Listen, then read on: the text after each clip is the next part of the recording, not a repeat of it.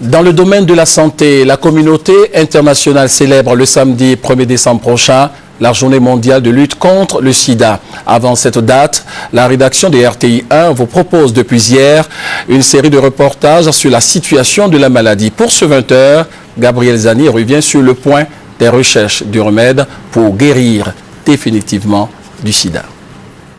Selon le rapport ONU-SIDA en 2010, plus de 33 millions de personnes vivent avec le VIH dans le monde.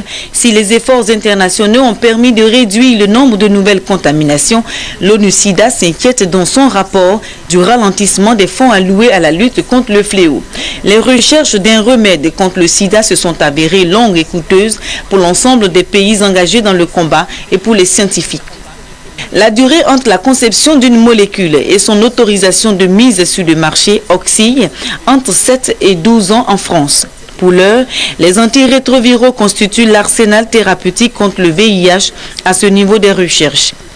Une vingtaine de médicaments antirétroviraux sont disponibles et ont pour but d'empêcher la prolifération du virus d'une part et de bloquer son entrée dans le globule blanc d'autre part. Depuis le début des années 90, un traitement antirétroviral comprenant 3 médicaments est prescrit en fonction du stade clinique, du taux de lymphocytes TCD4 et de la charge virale du patient, selon les résultats des recherches. Dans le rapport de l'ONU-SIDA, grâce à la trithérapie de 2001 à 2009, le nombre de nouvelles infections au VIH s'est stabilisé ou s'est réduit à plus de 25% dans 56 pays à travers le monde, dont 34 pays d'Afrique subsaharienne. Aujourd'hui, les investissements engagés dans la riposte au sida portent leurs fruits et l'on parle désormais de multithérapie et les associations vendent de 2 à 5 médicaments selon les cas.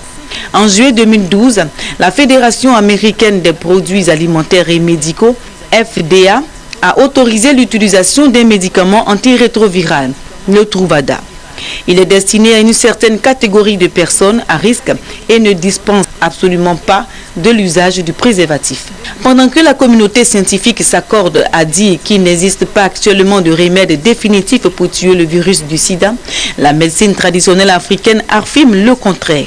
Des praticiens disent guérir le sida. Et bien qu'il soit difficile de dire avec certitude qu'il y a à ce jour en Afrique des personnes en mesure de guérir le sida, des scientifiques reconnaissent la capacité de certains praticiens africains à traiter les maladies opportunistes provoquées par le VIH.